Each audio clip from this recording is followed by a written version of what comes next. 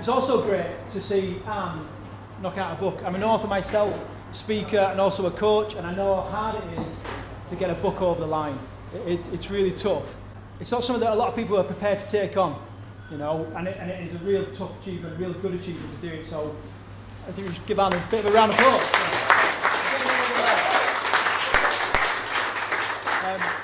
Okay, so my talk today, I called it Move or Die, which sounds pretty extreme, but it's, in some respects, it's quite an extreme talk. Throughout my entire life, I've always been really interested on how far the human body and the human mind can go. And I've always had this sort of mantra of like, how do you know what you can put up with unless you truly test yourself? And I also had this mantra that, or this idea, that unless we're moving, we're dying. What I want to talk to you about is an adventure that I took myself on in July, where I covered 170 miles through the Amazon jungle, completely self-sufficient, and got pretty sick doing it. Every now and again, in order to reset and to learn new stuff about myself, I take myself off to do different challenges. My big thing is ultra running. So I decided I was going to do this event in the jungle. To give you a bit of an idea of what it's about, you're in the deepest, darkest part of Peru, possibly where Paddington came from, I don't know. It involves doing 170 miles over 6 days. Now if you do the maths there, that's about 6.5 marathons. One of the days is administration, so you're actually running for 5 days. So you're doing 6.5 marathons over 5 days. So it's more than a marathon a day. Okay? And you're completely self-sufficient. You're carrying all your weight, all your kit on your back, your food, you're living in a hammock, strung between 2 trees that you find that night. You're carrying all your water, your medical equipment and everything, and kind of away you go. And what I didn't really appreciate was that, and you may not know this, but Peru's at altitude. And I never really considered altitude and the effect it might have, but when I got off the plane in Peru, straight away I become quite sick with altitude sickness. We had another day of travel to climb another 1,000 metres up into the mountains to start the race. And I was thinking, my God, you know, I'm already suffering here now at the airport. What's it going to be like another 1,000 metres up in the sky? And then the heavens opened up. And although it's a rainforest, this particular area, the mountains, have not had a great deal of rain for a long time. And we had 3 days torrential rain. I was laid in my hammock the day before and I was thinking, I'm pretty sick. The best thing I can do here is get as low as I can, as fast as I can. I thought, you know, I've got to get off this mountain and just race to get off it so I can start to feel a little bit better. And everything else is a bit of a blur up to the start line. I just remember kind of just thinking, I've just got to get through this because I know it's going to pass. I know it's going to, you know, the race has got to start at some point. Time has got to carry on ticking. If I can get to the start line, then maybe I can get to the bottom of the hill. And if I can get to the bottom of the hill, maybe I can get to the end of the race. I remember sort of being on the start line, but something caught my attention. And I remember thinking, that's interesting. And then I heard it again over here. And I thought, hang on, there's a bit of a trend emerging here. And then somebody said it straight in front of me. And what they said was, I'm going to take it easy. And I was like, it's a race. And then I thought, well, if everyone else is taking it easy, if I put my foot down and sprint, maybe this is the only chance I've got. And that was my race strategy for day one. So I set off, and I absolutely blitzed the first 5K. And I could hear people laughing behind me, thinking, well, what the hell is he doing, you know?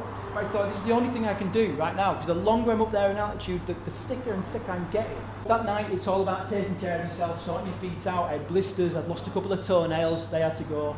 Now it became incredibly undulating through the jungle, and the jungle, if anyone's been to the jungle, you'll know that it's basically mountains covered in trees, you know?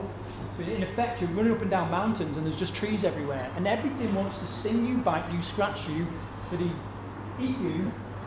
The area that we was in was called Jaguar Alley, and there's a more dense population of jaguars, the largest cat outside of Africa in the world, there than anywhere else in the world. And I don't know if you know about jaguar, but the jaguar's actually got the strongest bite of any big cat. and there was like the biggest wasp I've ever seen in my life, just sort of, had tattoos on its bloody hands, loving hacks, it had lost a finger, and it was like, oh my God, and there was a bit of a standoff with this what I now know to be a hornet, and I was like, I've got to go through the log, so one of us is getting out of the way. I remember brushing up against a tree and then thought nothing of it, and I looked down at my arm, and I had a nest of baby spiders on my arm, and they were all snaffling away at my skin, and I was like, and I had to run, get it in the water to get all these little spiders off. I got to the point where I couldn't get any food to stay down. I was trying to eat energy gels and little snacks. I was trying to drink water, and I just kept throwing it all up. I couldn't get anything down, and I was literally one step in front of the other, trying to get through the jungle. I thought I was going to die there. And eventually I came across another guy, right, who was in exactly the same state as me. His name was Lee. He's a no-win, no-fee solicitor from Liverpool. So I thought about leaving him, right? But I thought, no, being human, I've got to take care of him. And I started chatting to him, and he basically said, I need energy. I need some energy. So I thought, right, I've got some energy gel spare. So I gave him an energy gel, but he was the same as me. Everything he tried to eat, he just threw up on the track, getting snaffled by mosquitoes, chased by hornets, and fruit thrown at you by monkeys. It was horrendous. And what I now know is that when your body is in a state of severe dehydration, the signals that is sent by that dehydration, the body translates it as if you've been poisoned.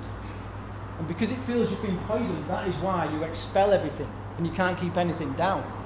And Lee kept saying, I need energy, I need some energy, I've got no energy, I'm just done.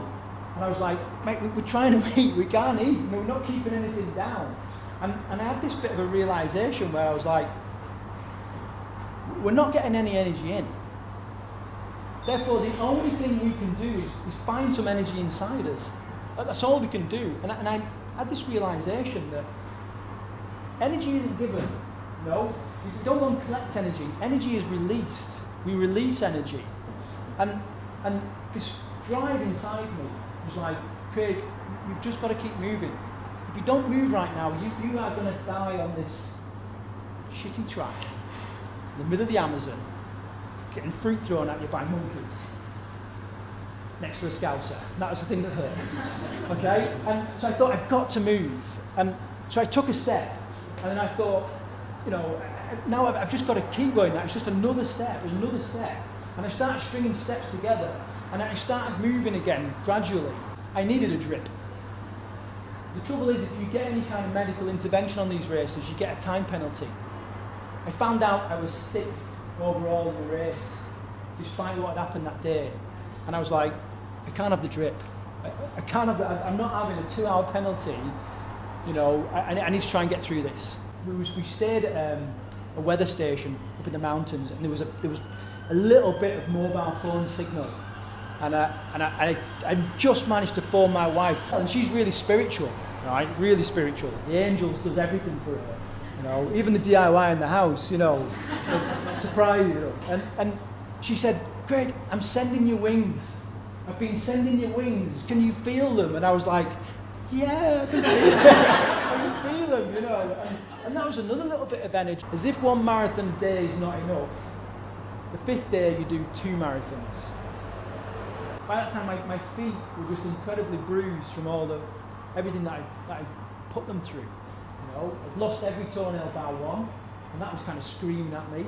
I've kind of picked out 5 life lessons that I want to share with you today that I learned during my time in Peru. Okay, the first one is that the jungle is neutral. Right? I started off and I said the jungle just wants to scratch you and bite you and sting you. What I know now is that the jungle actually don't care. They don't care at all what you do. What makes it hard is you and the decisions you make. And in that, like life, life doesn't care whether it's hard for you or easy for you. How we react, the choices we make, the decisions we commit to, that's what makes it hard. Because we all get shit. We all get times when we can't stomach things, yeah, and life just gets a little bit hard. We all need to keep moving. The next one, and it sounds a bit of a cliche today, but I know it to be true. And that is that the body can deal with so much more than the head. And in the Marines we have a saying that when your head gives up, your body's got another 60% to give. Right? And I always questioned that. So I was like, I'm freaking tired now, you know. And I always questioned it, but I experienced it out there, you know. I truly did, and I was done and dusted. At that point, I had another 20 kilometers to go, and to this day, I don't know how I did it, you know, other than one step in front of the other. And you know, one thing to take away is that when your body gives in, your head will take over. And when your head gives in, your heart will take over. Hand in hand with that, the third point is that everything we need in life, regardless of what we're doing, all the resources we need are inside us. Yeah? Nobody can come along and give you energy. Energy is released. Every one of us right now, and I know this from my boot camp hat, has got enough calories stored in our body, even the most lean person in this room, to get us to Paris and back without eating. We've all got that energy that we can tap into. Okay? It just takes a bit of effort. You know? We need to find some way of releasing that energy. Okay, so all the resources are there, and if it's not inside you, it's within arm's reach. Yeah, we've just got to make an effort to get it. Everything is temporary.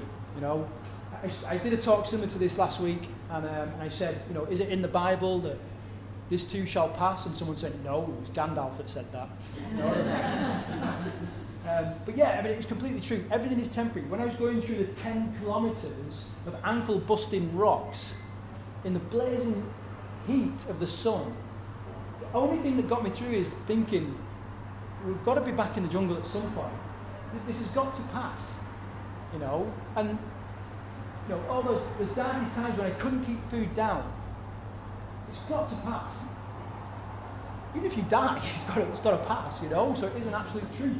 Everything's got to pass. The flip side is that all the good stuff has got to pass. And I know from boot camp that lots of people come in and say, well, I just want to be happy. But you can't have happy without sadness.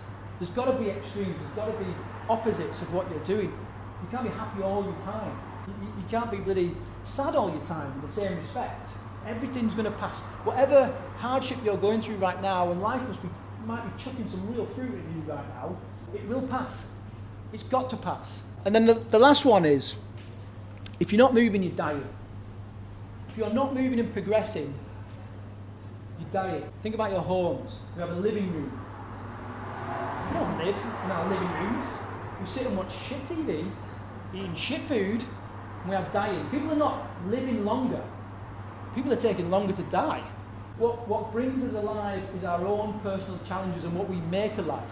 And I don't expect everybody to go off to the Amazon and run 170 miles through the Amazon, although I believe every one of us can and should.